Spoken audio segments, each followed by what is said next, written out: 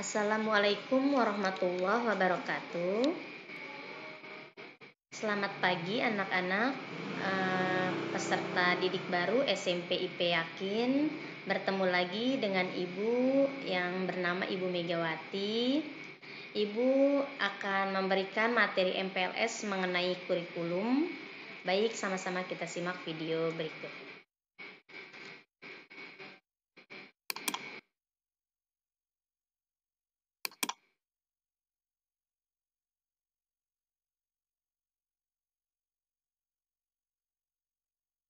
Sistem penilaian pembelajaran dalam kurikulum 2013, di antaranya ada penilaian pengetahuan. Penilaian pengetahuan dilakukan untuk mengukur penguasaan peserta didik atau penguasaan kalian yang dilakukan oleh guru kalian. Teknik penilaian pengetahuan bisa berupa tes tulis, lisan, atau penugasan.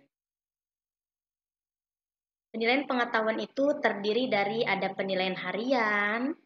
Penilaian harian ialah penilaian yang kegiatannya dilakukan secara periodik untuk mengukur pencapaian kalian dalam menyelesaikan KD yang telah diajarkan.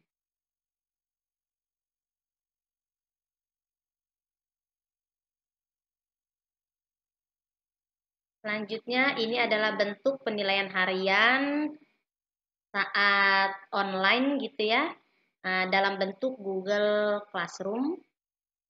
Di sini ada Google Classroom di kelas Matematika 7A, ada materi perbandingan skala. Berikut ada video yang harus kalian dengarkan yang Ibu masukkan di Google Classroom. Selanjutnya nanti akan Ibu kasih latihannya. Nah, bentuknya kalau online, maka pembelajarannya dilakukan menggunakan Classroom. Kita lanjut, selanjutnya ada penilaian tengah semester atau disingkat dengan PTS. PTS ini dilakukan bila Ibu Bapak Guru telah mengajar 8-9 minggu, kurang lebih 3 bulan, dalam menyampaikan KD-nya, KD-KD yang telah diajarkan, maka setelah 8-9 minggu akan diadakan penilaian tengah semester. Selanjutnya ada penilaian akhir semester atau PAS.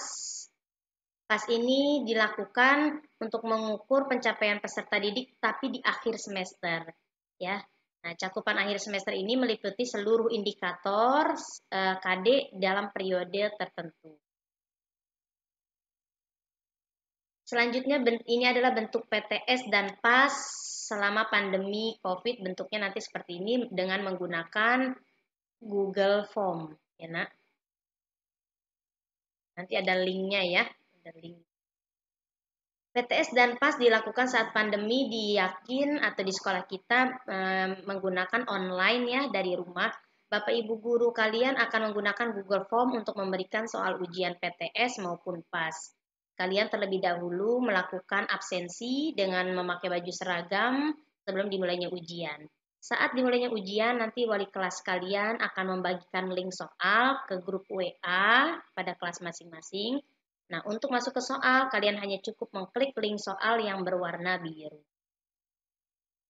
Kita lanjut. Nah, inilah contoh Google Form saat PTS atau PAS ya. Lanjut. Nah, inilah bentuknya. Nanti kalian akan mengisi nama peserta, nama kalian, kelasnya. Selanjutnya, ini adalah bentuk soalnya. Apabila jawabannya 15, kalian klik 15. Itu. Ini bentuk soal yang kedua. Nah, ini adalah bentuk absen saat ujian ya. Kalian mengirim foto dengan baju seragam yang sudah siap ujian.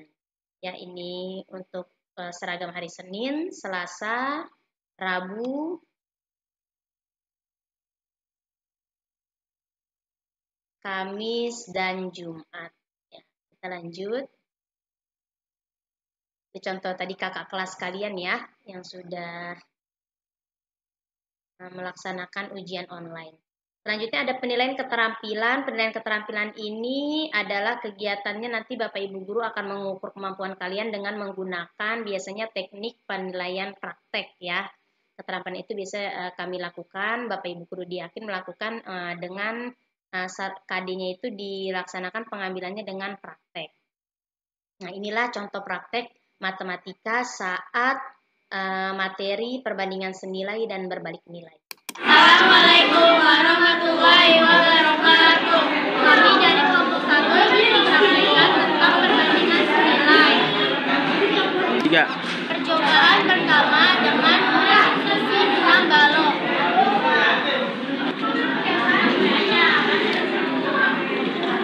Ya, kelamaan. Percobaan kedua dengan menyusun 10 balok. Ya. Percobaan ketiga dengan menyusun 14 balok. Percobaan keempat kita akan membuat grafiknya. Setelah itu kakak kelas kalian membuat grafik Canda pekan. dari hasil Percobaan kelima kita akan membuat grafik.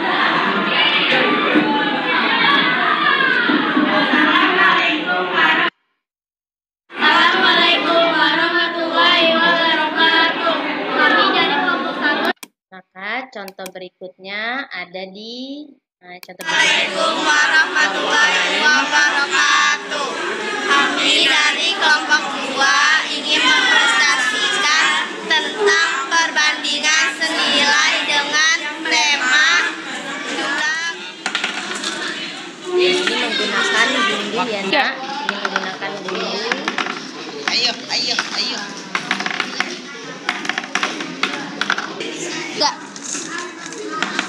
Semakin banyak gundu, maka akan semakin lama waktu untuk memasukkan gundu tersebut ke dalam wadah.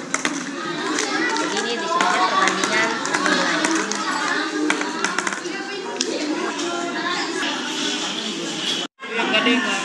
Setelah itu dilihat dari hasil praktek, maka kakak-kakak kelas kalian membuat Beda HP, beda nu. HP lu nu, HP gua nu. ya lanjut. Assalamualaikum warahmatullahi Nah, ini yang ketiga.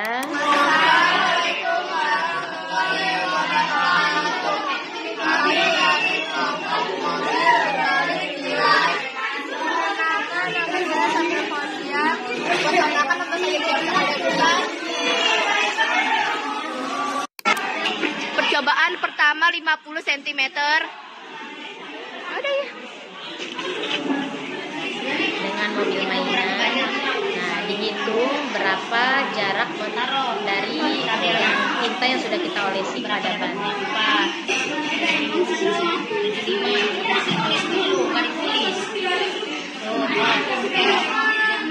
Yang kedua dengan jarak 75 cm. Percobaan ketiga dengan jarak 100 cm.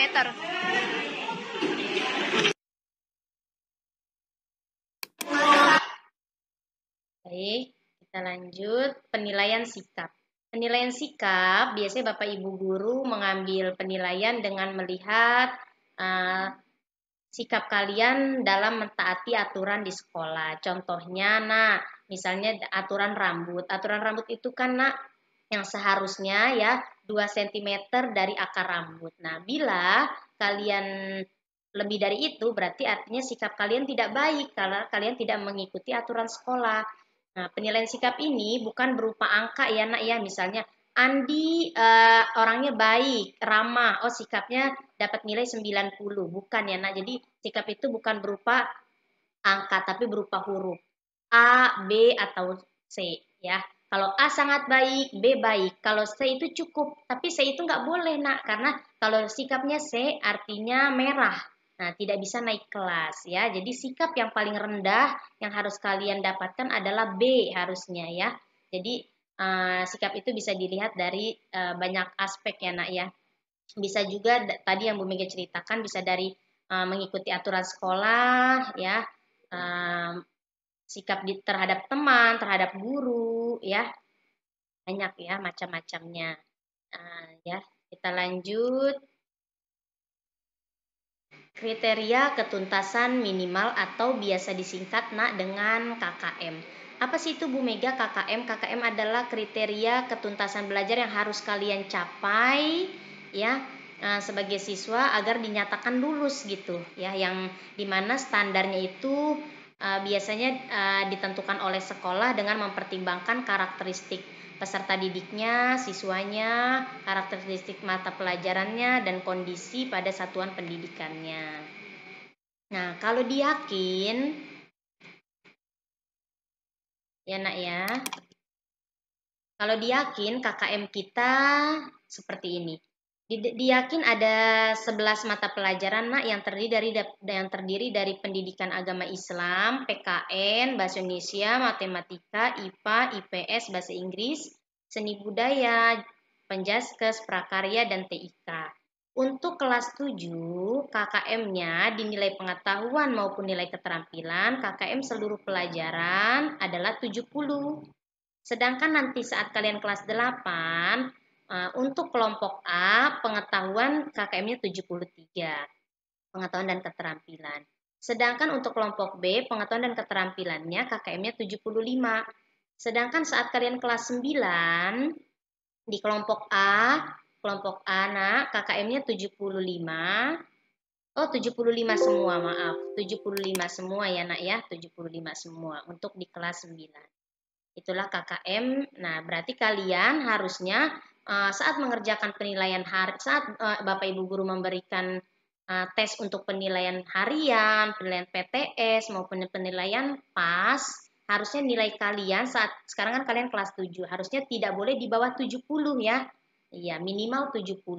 Kalau di bawah 70 berarti kalian nanti bisa merah ya gitu, atau nanti akan dilakukan remedial oleh Bapak Ibu guru. Nah, lanjut hak dan kewajiban kamu sebagai siswa. Hak kamu yang pertama, kamu berhak mendapatkan suasana belajar yang tenang. Kamu berhak mendapatkan bimbingan dari Bapak Ibu guru.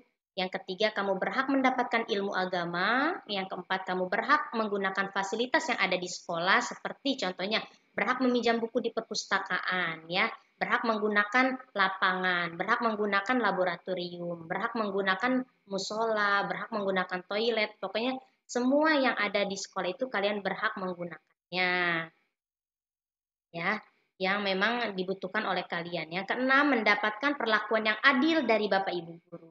Yang ketujuh, kalian berhak mengikuti pelajaran. Yang kedelapan, kalian berhak mendapatkan bantuan beasiswa. Yang kesembilan, kalian bisa berhak untuk memilih ekstrakurikuler sesuai dengan bakat kalian, ya. Yang ke-10, kalian berhak untuk tidak mengikuti pelajaran apabila kalian memang sedang sakit. Nah, kita lanjut. Kewajiban kamu. Nah, kalau udah ada hak, tadi udah ada hak. Sekarang kewajiban ya. Nah, kalau kewajiban yang pertama, kalian wajib menghormati guru. Yang kedua, kalian wajib menjaga nama baik sekolah. Yang ketiga, kalian wajib menjaga lingkungan sekolah agar kondusif. Yang keempat, kalian harus saling tolong-menolong.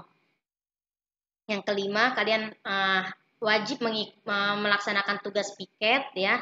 Yang keenam, kalian wajib menjaga kebersihan lingkungan. Yang ketujuh, kalian wajib mentaati tata tertib yang berlaku di sekolah. Yang kedelapan, wajib membayar SPP setiap bulan dan ujian-ujian yang diadakan oleh sekolah. Yang kesembilan, kalian wajib mengikuti upacara bendera. Dan yang terakhir, kalian wajib menjaga sikap saat proses belajar mengajar berlangsung agar tidak mengganggu teman yang fokus ingin mendapatkan ilmu pengetahuan di dalam kelas. Baik. Itu saja materi MPLS yang Ibu bahas. Semoga bisa kalian akan ada gambaran untuk kalian terhadap kurikulum di sekolah SMPP, ya. Baik, Bu Mega akhiri. Assalamualaikum warahmatullahi wabarakatuh.